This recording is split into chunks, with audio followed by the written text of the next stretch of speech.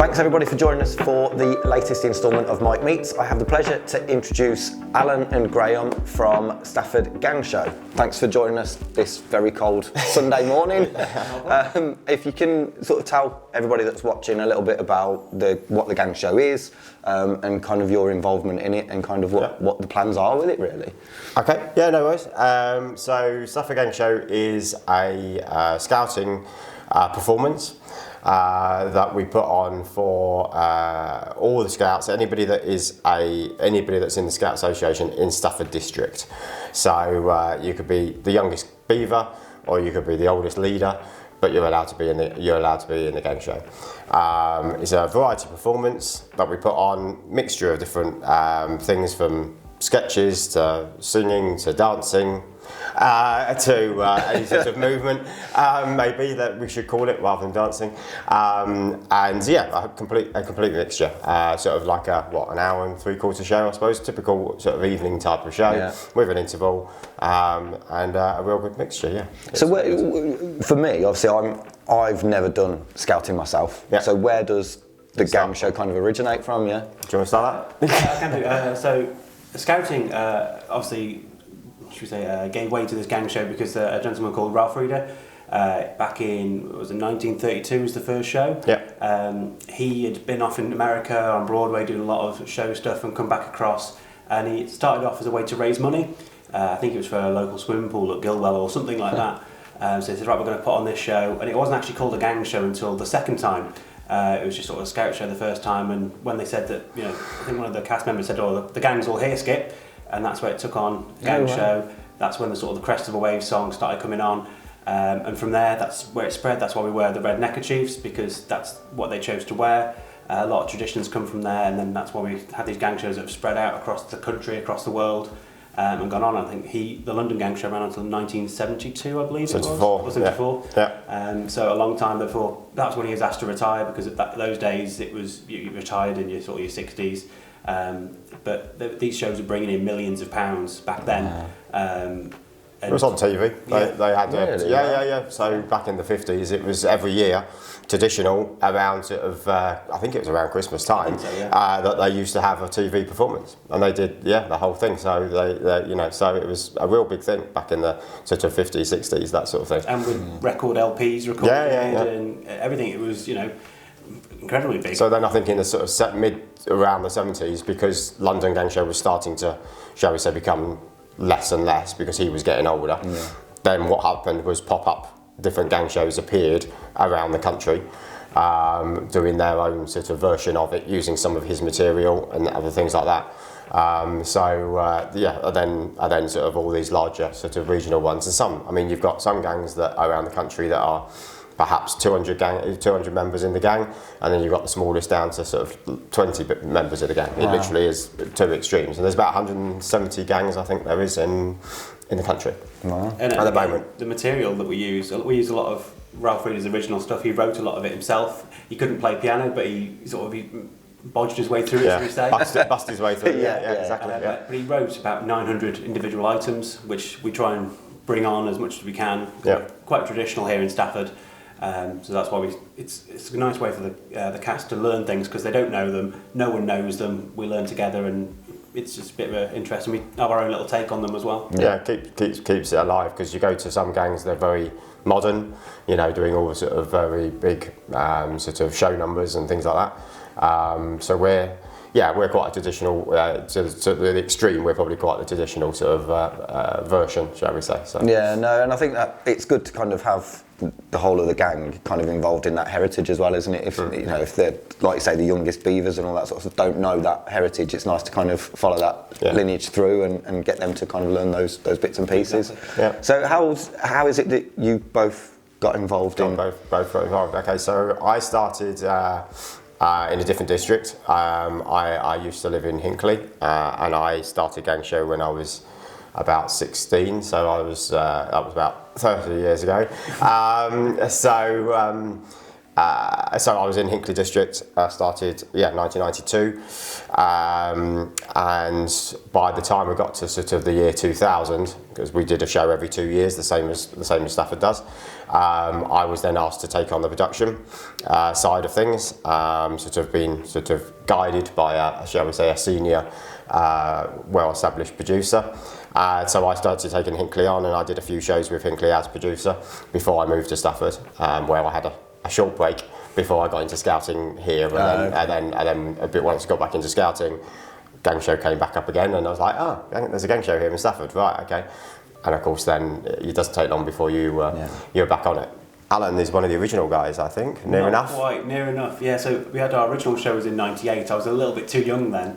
But I joined the cast in 2000. I was just turning 8, just before the show in February.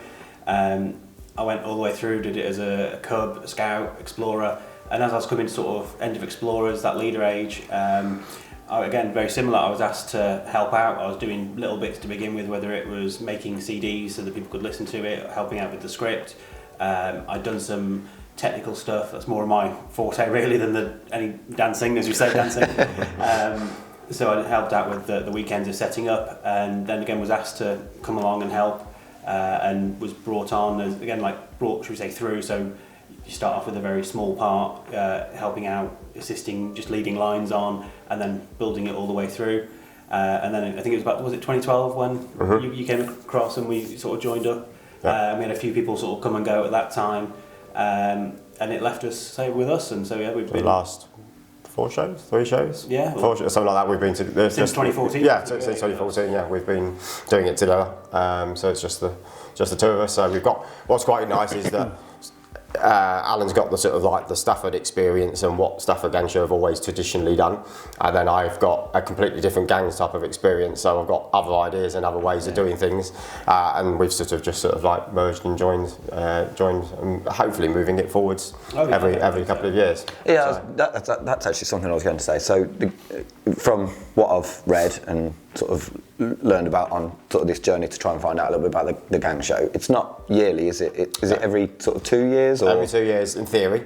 I say that we've traditionally, as you say, so 1998, and it's been every 2 years since then, basically. So this is our 25th anniversary show. The reason why it's our 25th, because everybody's now working out that every 2 years doesn't go into 25. But because of the dreaded COVID that nobody wants to talk about, we have actually we're out of sync. We've extended it, so rather than it being a 2-year gap, we're now on a 3-year gap, because we decided that putting it on in February February this year, as it would have been, was too soon to start going back into rehearsals and getting everybody back together, which would have been sort of, shall we say, October 2020. So we decided that it would have been 2021 actually, wouldn't it? So we decided it was just too soon, and scouting was still only just sort of people getting back together and having all the packs and the troops and everything back together. So we said, let's delay it 1 year. So by delaying it 1 year actually means that it's fell on our 25th anniversary year anyway. So which was quite nice. It was quite a good coincidence, wasn't it? Yeah. Yeah, I was going to say that plays quite nicely, doesn't it? Into being able to have a massive celebration, really, and kind of turn it into that kind of positive from everything that, of course, we have gone through. It has the big question of, well, then what do we do next? Because then it means that you've done it out of sync now. So the big question is, well, do you wait 2 years, or do you do it next year to catch up? Or and next year just gives us more grey hairs. If we have more than others. Exactly. So obviously with the production itself, obviously I know you guys currently are using a local school to put the production on. How do you get sort of costumes and sort of set design, all that sort of stuff? How do you go about kind of getting that done? Because it must be the technical side. You can ask that. Well, I mean, it all starts with us. Well, basically, we'll start a year before the show at least. Sometimes it's not. Sometimes we've even started before the show has ended, and we'll start talking about the next things. And we'll talk about what we want to do and the kind of items. So we might say, okay, we want to do a London theme, or like in this show, we're doing a love theme. So what do we want? What kind of people are going to be involved? So therefore, if you say you're going to have a small members of the cast there, so 20 people, that gives you more scope of, okay, we need more of a set design and the kind of actions, if it's a dance, if it's a sketch. And that's where it all starts, with us and saying what we want and how we want it to look. and then that's where it sort of feeds in, doesn't we? Then have other people who provide their experience, expertise again, who look after those areas, whether it be costume, set design, lighting. Again, then we go through and say, right, well, this is what we want. This is the kind of look that we're going for. So if we want, if we were doing like a snow scene, okay, we want these particular colours. This is what we want. We want snowmen in the background and that sort of thing. And we give that out to the teams to go and try and make that work. So there's big teams behind us. It's not just clearly just us two. We might come up with the ideas and obviously use some of the traditional Ralph music as along with more modern styles. But we've got, as you say, technical people that are behind the scenes that love doing that thing. They wouldn't want to put a foot on stage, but they're more than happy to set build and things like that, like you said. And then people that are involved in the costumes. We've got a big bank of costumes that goes back over that 25 years, basically, where we're storing boxes and boxes of different colours, different styles, different genres of areas of styles of music and sort of periods of time, just to sort of be able to go, right, I know we've got 100 blue trousers, right, okay, we're going to use those 100 blue trousers in this scene and that type of thing. Because we've been doing it long enough, the good thing is that we don't have to think, we already know what we've got, so we try and to make it easier for the costume people. Otherwise it would be new costumes every single time. And there are some gangs that have got sewing teams and seamstresses that make new costumes every single time. Great, good on them, but no, we try and use as much as we can. Yeah, but there is always the odd bits of element that we've got to bring in new things. But but if you've got an idea of what you've got, it just helps you, certainly from a production point of view as well, doesn't it? Because you've already got that in the forefront of your mind. You know which way you're going. Yeah. So the show itself, obviously, you're all kind of doing it voluntarily. It's not, you're not getting paid for it. Right. So how do you make money? For want of a better phrase, is because it must come at a quite a high cost, really. So like all scouting, it's all voluntary. There's no paid members really. Putting on a show is, I suppose, slightly different to a normal scouting activity. As best as possible, we treat this as another scouting activity. So you go canoeing, you can go climbing, you can go camping, whatever it is, but you can also do a gang show. So we try and treat it as another activity within the scouting environment anyway. The only slight caveat to that is that we do need some professionals in putting on a show, like musicians, for instance. So we do have to pay for that for musicians because just to get the quality and the standard that you need, you can't sort of just grab somebody that's learned guitar themselves or something. It doesn't really sort of work. Yeah, the music doesn't always feed into it, especially the Ralph Reeder stuff. It can be quite not technical, but just awkward because again he didn't play, so he busked through it and things. So we do pay for a musical director and musicians, and then obviously we have to hire in cloths and other designs. So at the back of the stage, so there is cost of there, hiring the school as you said. So how do we get money? The obvious is we sell tickets, clearly. But best will in the world, we probably don't sell enough tickets to try and cover the full cost. So we're always looking for sponsorship from local businesses to give us, sponsor a scene, sponsor an item, put an advert in our programme, any form of money that we can get in, whether that's fundraising. We might get the gang to go and do some bag packing or whatever, local things, just to bring in that extra amount, because we're not here to make a profit, like any scouting type of activity. We're here just to cover our costs, really. But again, because we're going to do one every 2 years, we have to have a pot of money to be able to start it out, because there's always expenditure before the income comes in. So we have to have a bit of sort of pot of money. But generally, it's local businesses that we literally just sort of bombard, and it gets harder and harder each year, because clearly with all of the other crises that are going on at the moment out there, getting companies to just give us a bit of money is sometimes harder than you think. Yeah. Okay. So for those businesses potentially that are watching, or anybody that knows a business that's watching, is there somewhere where they can sort of go? Is there a link that they can go to be able to either donate or to be able to get like an advert in it, or is there contact details that we can possibly put in the post as well? Yeah, we can definitely put the contact details in there.